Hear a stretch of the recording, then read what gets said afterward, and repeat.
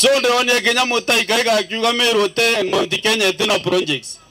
Mimi tumepata level 6 hospital Meru town. Mama umesema chief mambo ya cancer na magonjwa ingine.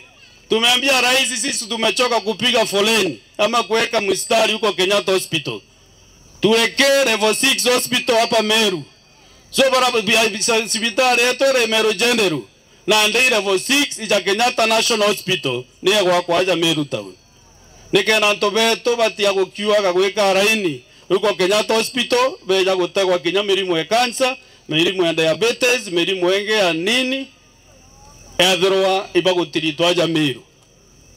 Ibakuigwa Zokwega kwa to mwera koromone market ne intobia uko bionde bioruko na uko biga wa koromone na marketing twakere market ya kimataifa naraga koromone na nandi auga bobo nandi ni kwako mambo mingi iko hapo. Kwa hivyo mnataka kuambia kaiga sisi ile mambo anaongea huko sio mambo ya Wameru, sio mambo ya Mount Kenya.